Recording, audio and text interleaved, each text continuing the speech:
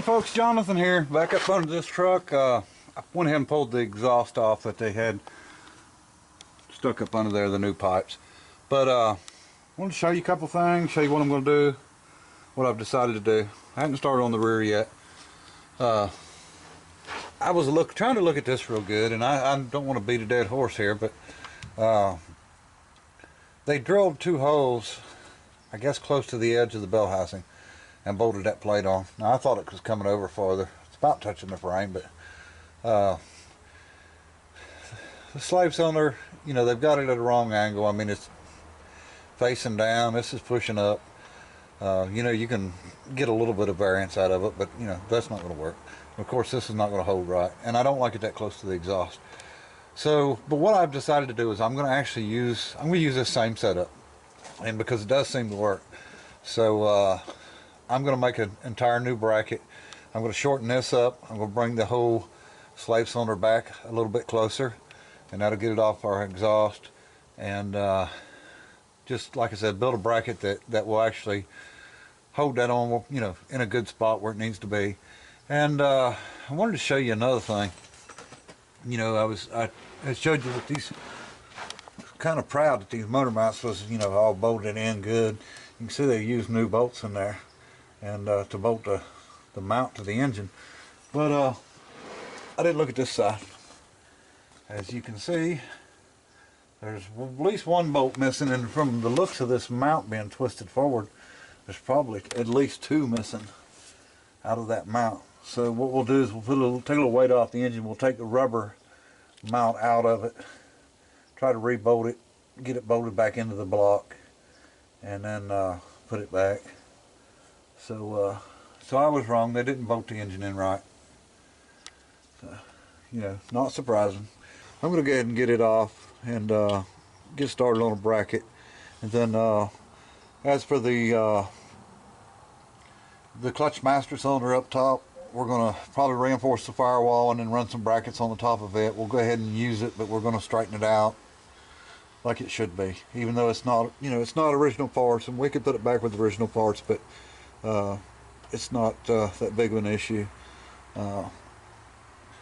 This is like I said, this is 88 model stuff, and I think this is actually made to go on the other side, and I do have the bell housing for this, and I've actually got a bell housing with the ball, and I was forgetting that the ball don't come off the motor on these. They do come in the side of the bell housing, and but I mean, I do have that, but we'll just work with what's here.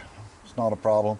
One of the reasons is this has got a 3-bolt starter on it. Now you can see where it's leaking oil from that valve cover, but it's got a 3-bolt starter on it, and I'm afraid to see what that block looks like, because I would not be surprised at all if that block wasn't busted in that, well, the corner's there, but we just won't worry about it. We've got a bell housing bolt missing, we've got to get in it. Of course, I'm sure we'll find more stuff, but clutch don't look terrible in it. You know, it's got a little wear on it, but it'll be fine. One of the things you got to watch on these, you know, you don't want to be putting pressure on it at all the time, or you wear your throwout bearing out. If your throwout bearing don't come off of your, you know, it really needs to come off of your pressure plate, not spin all the time. And you know, there's no spring on this thing at all to pull it back, to take the pressure off. So you know, we've got to do some changing. And the more I looked at this, I don't think this is an original. I believe that with this cast iron, it would have had a cast iron clutch fork, so I think they put this fork in it out of something else.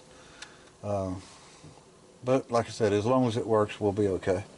And anyway, we'll get this off, go ahead and get started on this bracket. You know, sometimes you got to look at the bright side of things. You know, with this thing sitting up like it is, we don't have to have no jack to work on it here, although it still might fall on us just because of the wonderful work that's been done to it. Okay, well, at least we can see what kind of mess they made here. Looks like they tried to drill that. It probably broke loose, I'm sure. It was probably down around, and then they drilled one here, and it's drilled at an angle. We'll get that bolt out of there. So what we're going to do, what we can do, is we know that the surface of this, where it was mounted at, which would be you know, well, I'm gonna say a quarter, but it's probably 3/16 plate back is where the surface was mounted at. So we'll do a measurement and, you know, see if this will be too close if we brought the plate down from here. But what I was thinking was we'll get this hole cleaned out and see if we can get a bolt in it first, and then we'll go from there. And we can build a plate that will come off with a single bolt, come down and around, and then we can probably come off of, there's a bolt hole here. We can grind this nub off if we have to, or we can actually drill a hole and use this as part of an alignment or something. But to bring this for a bracket, so we'll have one here, and then we'll probably do away with the ball up here, and that's threaded, so we can put a bolt in there and maybe make a bracket off of it. But you know what we're basically going to do is put a flat plate here, and we won't do our hole until we're done because we want to get it lined up right. But we're basically going to put one bolt in a flat plate here, and then we'll build braces off to that to make it you know, stationary and, you know, permanent. So all right, well, I'll get this hole cleaned out and checked and make sure that this, you know, bolt's not broke off in the block or anything like that. And then we'll go from there. We'll start making us a pattern. I'll show you how I'm going to do that. And I'm going to walk you through every step on this just to, you know, to give you an idea. You know, you can't let stuff like this scare you off. But anyway, show you more as I go. All right, here's our plate. Looks like it might have been a piece of angle and they just beat it flat, but we'll see if we can maybe get this back to Cletus. Okay, we got the bolt in it. I've got a little extra long bolt here because we're going to be going through that plate, but got the threads all cleaned out good. Threads in it, I don't know why they didn't have a bolt in it, but it had, you know, mud daubers in there. I got cleaned out. You know, got the old stuff off of it. I actually got the ball out of the side. That looks like it's 7/16 coarse thread. So what, like I said, what we're going to do is go ahead and make this plate before, you know, we do anything else, and we will work from there. And I'm going to grab a piece of cardboard and some scissors and just go to playing with it until I get the shape cut out that I want cut out, and then we'll just transfer it to steel. Okay, I've done a little trimming and such and come up with this piece. Hopefully you'll be able to see up in here. And the hole will be about where the where that mark's at, where the V's at there. Or not V, but you'll see, right? Yeah, okay, you see the spot. Anyway, what we'll do is we'll cut the steel out, and then we'll drill the hole first and do whatever we got to do to get it mated up and into position of where we want it, and then we'll work with it from there. You know, don't take that long to do something like this if you you know, just jump in there and get at it. And then we'll run a couple braces, like I said, one from here over, and then we'll end up running one from probably that, like I said, that bolt where the ball went in. So let me see if I can go ahead and get this cut out of a piece of steel, probably quarter inch, and then we'll go ahead and drill the hole. I'll stick it up in there and see how she looks. Okay, folks, here's our plate that we've come up with.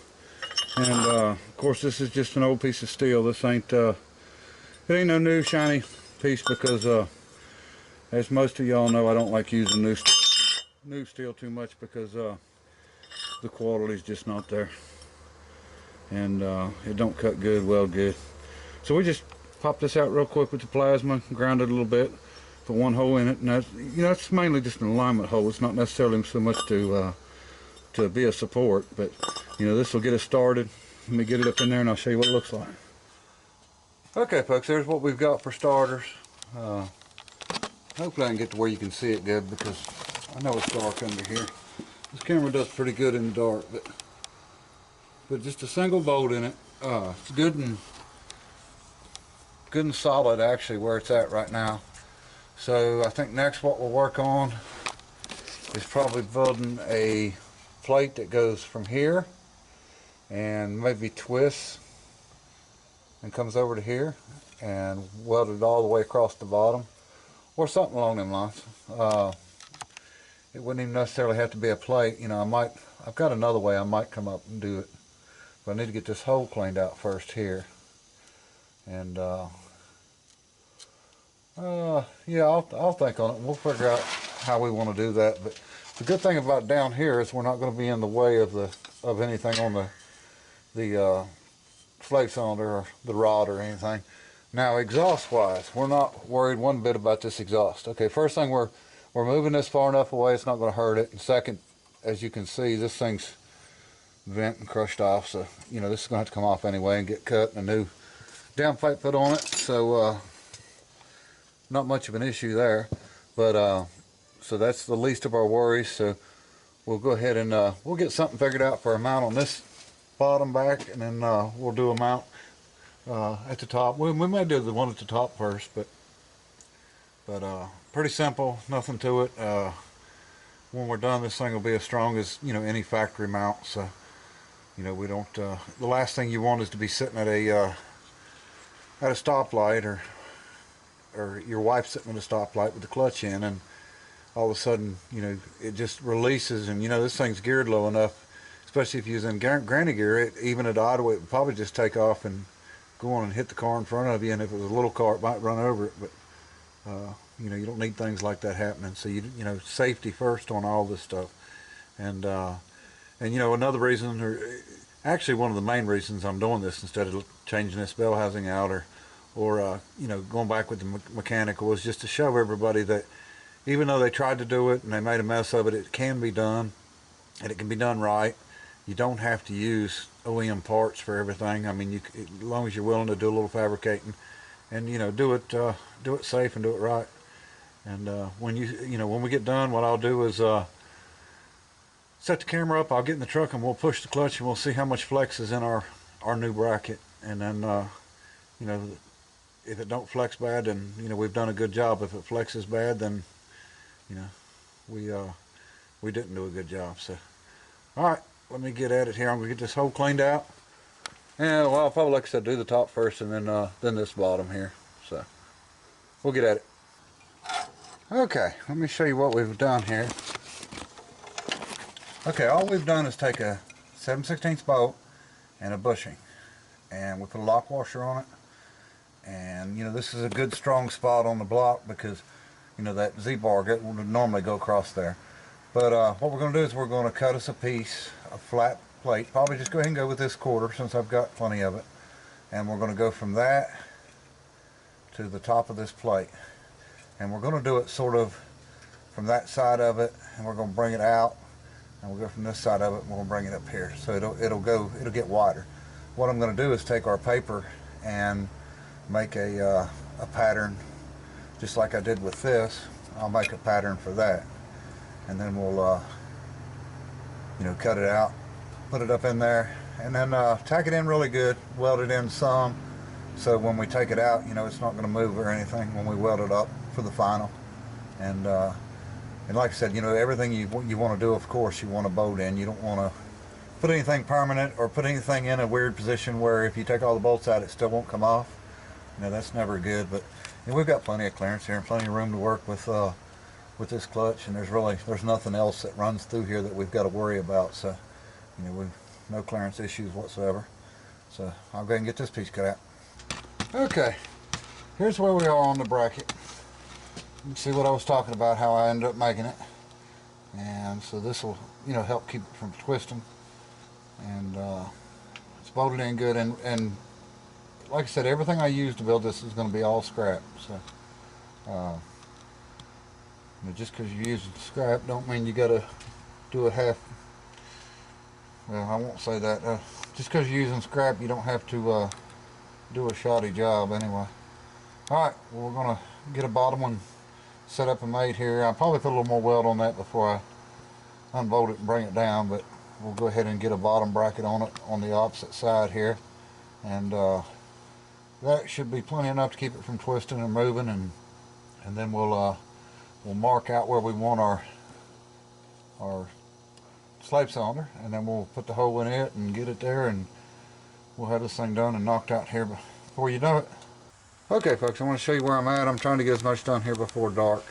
Brackets on. I just got it stuck in there and got the bolt stuck in it because I've got my center hole done for the here, but I need to mark or measure and do my holes for to bolt the slave cylinder on. Then I got to shorten the rod, and then we're going to go ahead and tighten it all up and and put it on and see how it does. I want to show you one thing.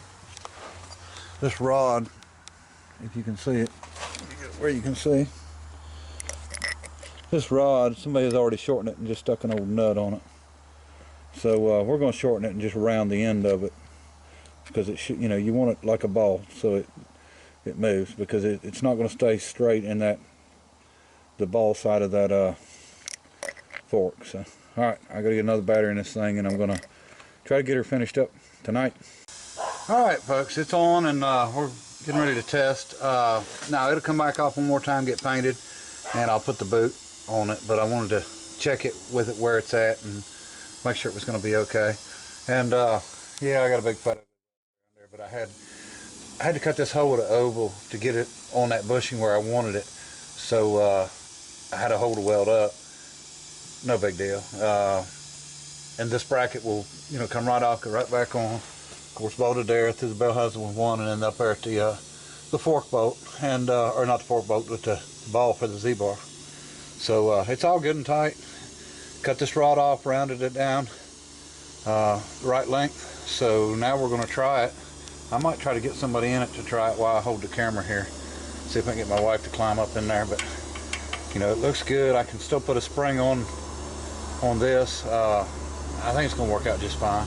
And but we will check it here in a minute. Okay, go ahead. All right, let off.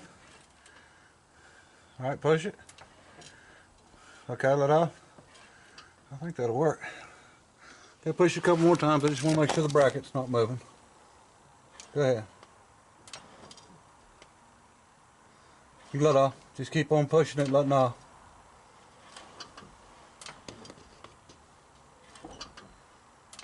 All right, I think that'll work. Thank you. All right, we're good to go. We're going to call it a night and get on something different tomorrow. All right, appreciate everybody watching. Until next time, bye.